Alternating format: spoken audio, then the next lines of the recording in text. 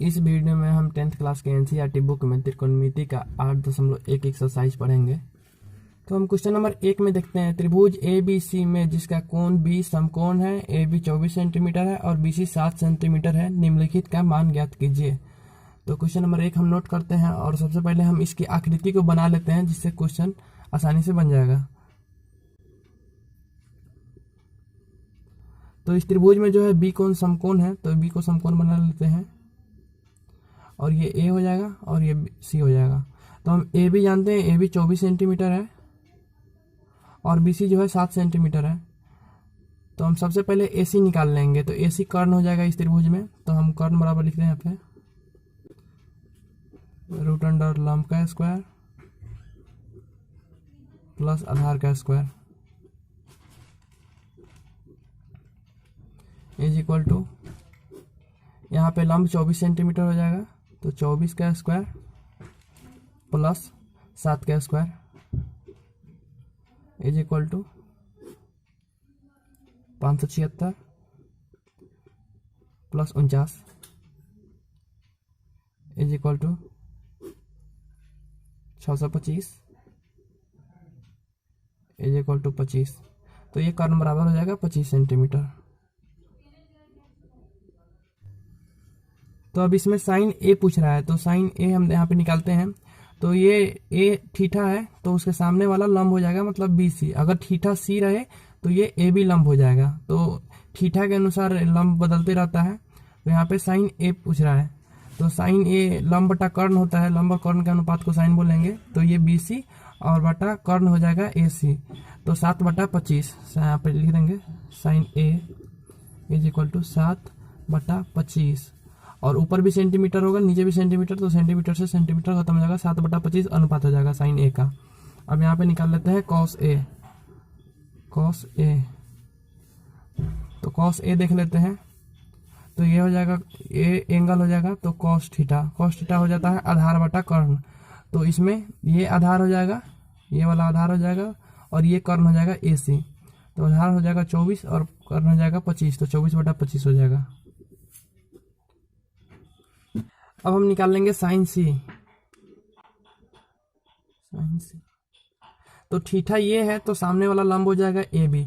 तो साइन सी पूछ रहा है, तो लंब बटा कर्ण को हम साइन बोलते हैं, तो ये ए बी हो जाएगा और बटा ए सी, तो 24/25 हो जाएगा।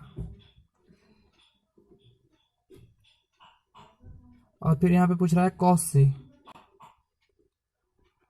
तो ये फिर ये हो जाएगा सी एंगल यहाँ पे। तो कॉस थीटा बराबर होता है आधार बटा कर्ण। तो ये सामने वाला लंब हो जाएगा, तो हमको सिर्फ आधार कर्ण लेना है, तो ये बी सी और बटा ए सी हो जाएगा। तो 7/25 बस। अब हम 2 नंबर क्वेश्चन देखते हैं। यहाँ पे आकृति 8.13 में tan p minus cot r का मान ज्ञात कीजिए। तो ये 8.13 आकृति ये है। तो हम सबसे पहले यहाँ पे आकृति को नोट कर लेते हैं।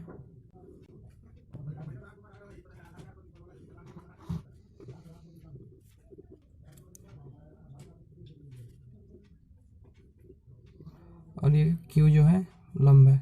तो यहाँ पे PQ दिया हुआ है और PR दिया हुआ है। तो हम सबसे पहले QR निकाल लेंगे। तो हम पाइथागोरस प्रमेय से जानते हैं, कर्ण का स्क्वायर इज इक्वल टू लंब का स्क्वायर प्लस आधार का स्क्वायर होता है। सॉरी, बस हो गया। तो यहाँ पे कर्ण का वैल्यू यहाँ पे पुट कर देंगे 13 इज इक्वल टू लंब इसको मान लिए, तो ये 12 हो जाएगा प्लस ये आधार का स्क्वायर। इस पे स्क्वायर होगा, इस पे भी स्क्वायर होगा, तो ये हो जाएगा 169 इज इक्वल टू 144 प्लस आधार का स्क्वायर। ये इधर निगेटिव में हो जाएगा, 169 माइनस 144 इज इक्वल टू आधार का स्क्वायर हो जाएगा।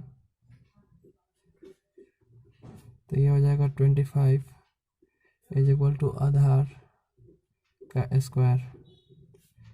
तो ये स्क्वायर इधर लाएंगे तो रूट में हो जाएगा, तो रूट 25, तो रूट 25 का 5 हो जाएगा इज इक्वल टू आधार हो जाएगा इसका 5। तो हम यहाँ पे पहले 5 सेंटीमीटर लिख देते हैं। तो अब हम यहाँ पे निकाल लेते हैं tan p। तो tan p is equal to देखते हैं, तो ये थीटा हो जाएगा p तो ये tan थीटा बराबर हो जाएगा लंब बटा आधार, तो ये हो जाएगा क्यू आर जो हो जाएगा थीटा के सामने वाला लंब हो जाएगा और आधार हो जाएगा पी क्यू, तो 5/12 हो जाएगा। फिर यहाँ पे कॉट आर, तो कॉट आर थीटा ये हो जाएगा तो सामने वाला लंब हो जाएगा। तो अब हम आधार बटा लंब देख लेते हैं। ये हो जाएगा आधार और ये हो जाएगा लंब, तो क्यू आर बटा क्यू पी, तो हम 5/12 यहाँ पे लिख देते हैं 5/12 अकॉर्डिंग टू क्वेश्चन।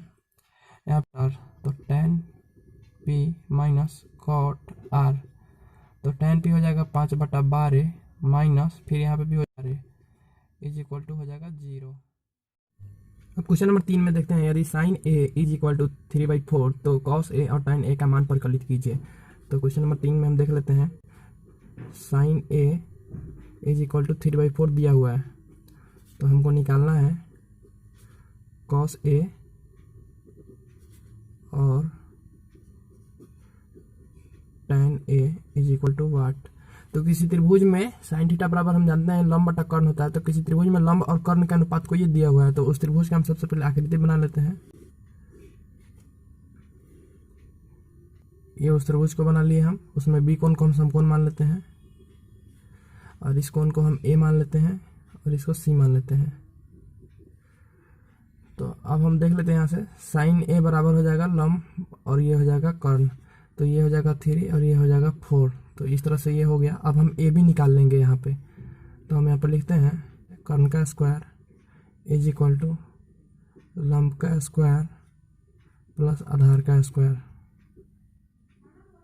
अब हम सबका वैल्यू पुट कर देते हैं, कर्ण का स्क्वायर मतलब 4 का स्क्वायर कर देते हैं इज इक्वल टू लंब हो जाएगा 3 का स्क्वायर प्लस आधार का स्क्वायर, तो ये हो जाएगा 16 बराबर 9 प्लस आधार का स्क्वायर, तो 16 और ये 9 को इधर भेजेंगे तो ये -9 इज इक्वल टू हो जाएगा आधार का स्क्वायर, ये हो जाएगा 7 और ये आधार पे स्क्वायर जो है इधर रूट में भेज देंगे, तो ये हो जाएगा आधार इज इक्वल टू हो जाएगा √7, तो यहाँ पे हम √7 लिख देते हैं। और अब हम निकाल लेते हैं कॉस ए, तो कॉस एंगल ये रहेगा, तो कॉस थीटा बराबर होता है आधार बटा कर्ण, तो √7/4 हो जाएगा, √7/4। अब हम निकाल लेते हैं tan ए, तो यहाँ पे tan ए लिखते हैं, tan ए यहाँ पे थीटा ये है तो इसके सामने वाला लंब हो जाएगा, तो tan थीटा बराबर होता है लंब बटा आधार, तो 3/√7 हो जाएगा 7। अब 4 नंबर क्वेश्चन देखते हैं। यहाँ पे 4 नंबर में दिया गया है, यदि 15 cot a is equal to 8 हो तो साइन ए और सेक ए का मान ज्ञात कीजिए। तो यहाँ पे लिखते हैं given 15 cot a is equal to 8, तो हम सबसे पहले cot a निकाल लेंगे, ये हो जाएगा 8/15।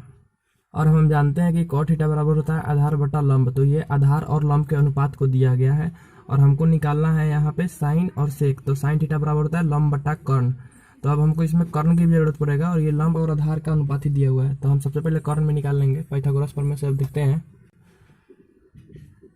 कर्ण का स्क्वायर इज इक्वल टू लंब का स्क्वायर प्लस आधार का स्क्वायर, इस फार्मूला से हम निकाल लेंगे। तो यहाँ पे लंब हो जाएगा 15 का स्क्वायर प्लस 8 का स्क्वायर,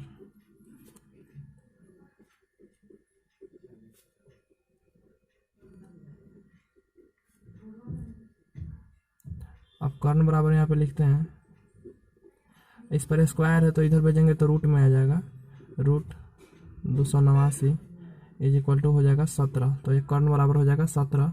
तो अब हम यहाँ पे निकाल लेते हैं साइन ए, तो एंगल वही है तो उसी हिसाब से चलेगा। साइन थीटा बराबर होता है लंब बटा कर्ण, तो ये हो जाएगा लंब हो गया इसमें 15 और कर्ण हो गया 17, तो ये हो जाएगा 15/17। अब हम निकालेंगे सेक ए, इसमें भी एंगल वही है तो उसी हिसाब से हो जाएगा। तो सेक थीटा बराबर होता है कर्ण बटा आधार, तो कर्ण हो जाएगा 17 और बटा आधार की जगह पर हो जाएगा 8, तो ये हो जाएगा 17/8। इस तरह से इसका आंसर हो गया।